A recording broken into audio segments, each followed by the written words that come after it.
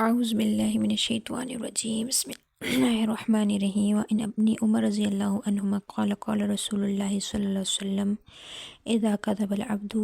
تباعد عنه الملك میلا من نتن ما جاء به۔ حضرت عبداللہ ابن عمر رضی اللہ عنہ سے روایت ہے، حضور علیہ الصلوۃ والسلام نے ارشاد فرمایا کہ جب بندہ جھوٹ بولتا ہے تو فرشتے اس کی بات کی بدبو کی وجہ سے 1 میل دور چلا جاتا ہے۔ تو اس حدیث مبارکہ کے اندر جھوٹ کی سخت مذمت معلوم ہو رہی ہے۔ پتہ یہ چلتا ہے کہ فرشتوں کو جھوٹ سے بہت زیادہ نفرت ہے، اور ان کو جھوٹ سے ایسی گھن آتی ہے کہ جوں ہی کسی کے منہ سے جھوٹ نکلا فرشتہ وہاں سے چلا جاتا ہے اور 1 میل تک دور چلا جاتا ہے۔ لیکن ایک بات ذہن میں رکھنی چاہیے کہ اس فرشتے سے مراد اعمال لکھنے والے فرشتہ نہیں ہے، بلکہ اس کے علاوہ فرشتے مراد ہیں، کیونکہ جو ہمارے کرامن کاتبین جنہیں کہتے ہیں نا، نام اعمال لکھنے والے فرشتے ہیں، وہ تو ان کی ڈیوٹی ہے، انہوں نے تو ہر حال میں اپنی ڈیوٹی کو پورا کرنا ہے، وہ انسان کے ساتھ رہتے ہیں۔ لیکن جو فرشتہ دور چلا جاتا ہے، اس سے دوسرے فرشتے مراد ہیں، جیسا کہ رحمت کے فرشتے ہو گئے۔ تو ناگواری اور نفرت سب فرشتوں کو ہوتی ہے، لیکن جو فرشتے اعمال لکھنے پر حکم مامور کیے گئے ہیں وہ مجبوراً ناگواری کو برداشت کرتے ہیں، اور اللہ کی پیاری مخلوق کو تکلیف پہنچانا بہت برا عمل ہے۔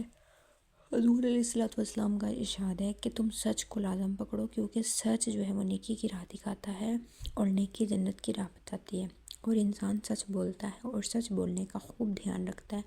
یہاں تک کہ اللہ کے نزدیک سچا لکھ دیا جاتا ہے۔ اور جھوٹ سے بچو، کیونکہ جھوٹ جو ہے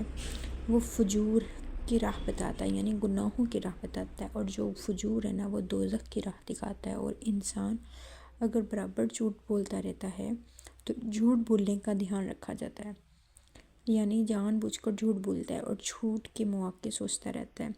یہاں تک کہ اللہ کے نزدیک وہ بہت بڑا جھوٹا لکھ دیا جاتا ہے۔ اس لیے مومن بندوں پہ لازم ہے کہ وہ سچ بولیں،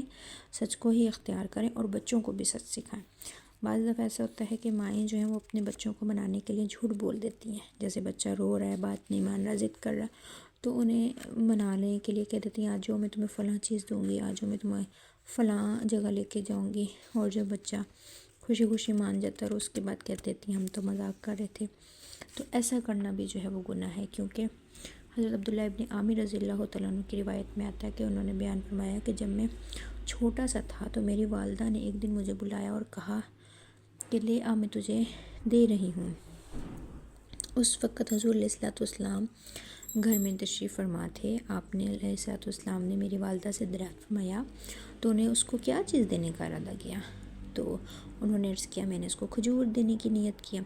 تو آپ نے فرمایا خبردار، اگر تو اس کو کچھ بھی نہ دیتی تو تیرے اوپر ایک جھوٹ کا گناہ لکھ دیا جاتا۔ تو اس حدیث سے والدین کے لیے بھی نصیحت معلوم ہو رہی ہے کہ بچوں کو کسی کام کے لیے بلانے کے لیے یا اپنے ساتھ لے جانے کی ضد ختم کرنے کے لیے یا رونا